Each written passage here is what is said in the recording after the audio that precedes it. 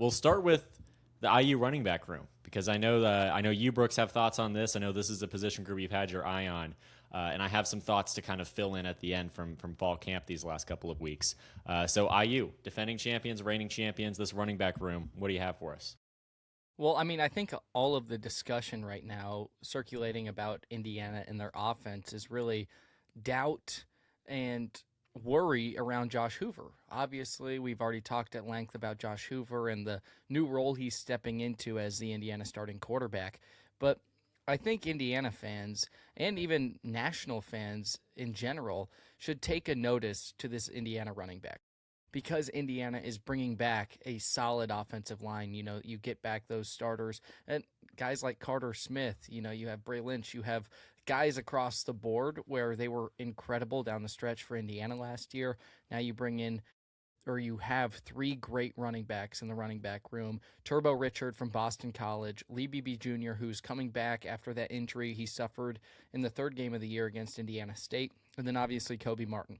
Now I have some stats here, but Turbo Richard rushed for 749 yards last year with 9 touchdowns for Boston College. He's going to come in. He might be that red zone back for Indiana. He could be the do-it-all guy really for the Hoosiers.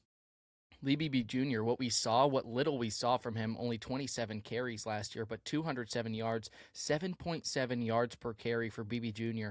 And his injury, it was felt, but also forced this guy I'm about to talk about, Kobe Martin, to step up in a new role. 78 carries for Martin, 505 yards, 6 total touchdowns, and 6.5 yards per carry. Indiana's a rush-first offense, and having those three guys in the backfield is going to do great things for this offense. Mike Shanahan, he has all the tools in the world to use them to his advantage. And when you have guys like Nick Marsh, Charlie Becker, Davion Chandler, guys, all the Shaz Preston, I'm just thinking of all wide receivers here. You have all of the offensive guys in place to be successful. In Indiana, having these three running backs, I think, is really going to help them as a run-first offense.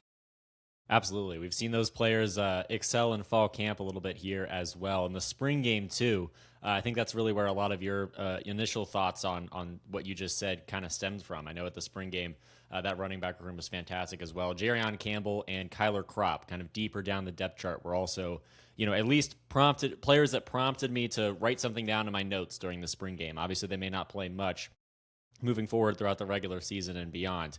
But great running back room. I think this group's going to be capable of producing not only in a similar amount to what we saw last season, but also in a similar way, just in the sense of them being able to, it's not just strength, it's not just speed, it's also a spry group, a nimble group, an agile group.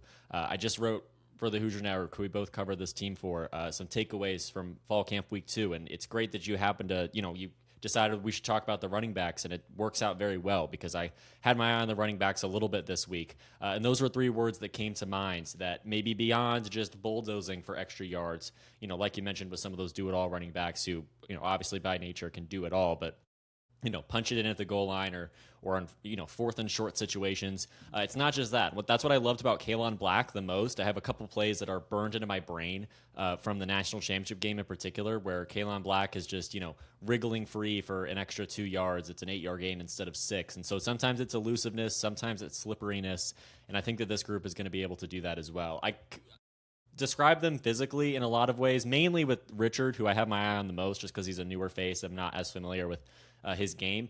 I describe them as like compact muscle cars where they can still, obviously punch it in like you mentioned, but also I feel like there's definitely some agility in that spryness. I'm not sure if spryness is the way to say that, but spry is an adjective I've definitely used for these running backs. And I appreciate watching that a great deal in practice with the amount that we're able to see. And we obviously saw that in the spring game the most. So that will be fascinating to watch play out. I definitely think it will feel similar to the running back room last year, not just look similar on the box score, which is an appreciable amount of continuity for fans and the coaches, obviously, and the players as well, as Indiana looks to go back-to-back.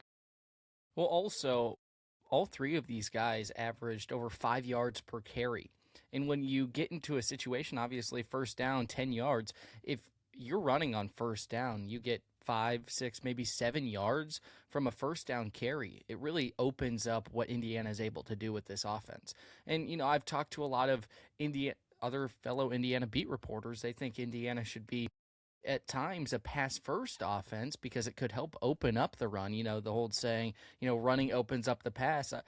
I genuinely think Indiana doesn't need to change a thing. If you have these running backs who get you around 6 yards per carry, it's 2 or 3 plays to get 4 or 5 yards. And Indiana has proven time and time again that they can do that. And I think what they bring back on the offensive line should only give you more confidence in these running backs, in Josh Hoover, in the offense as a whole, because having those guys from the offensive line who are obviously pushing that line of scrimmage forward, opening lanes for the running backs, and giving Hoover more time, Indiana's offense is going to be as efficient as ever.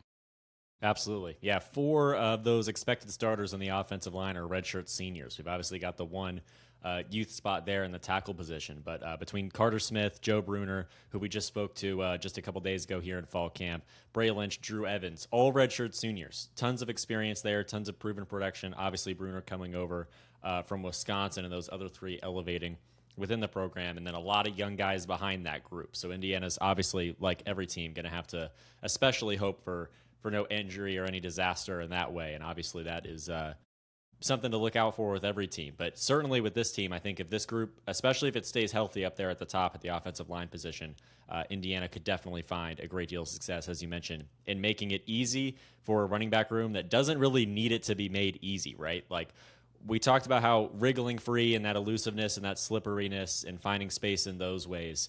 I think that's what these running backs could potentially be great at, just like last year, but they may not even need to. And so it's just like one of those extra characteristics that makes it completely unfair when you have the great offensive line and you have the great running back room. Combining those 2 position groups is a great thing. It's my favorite thing to look out for in teams before the season, is looking to find position groups that are great, that work in tandem with one another.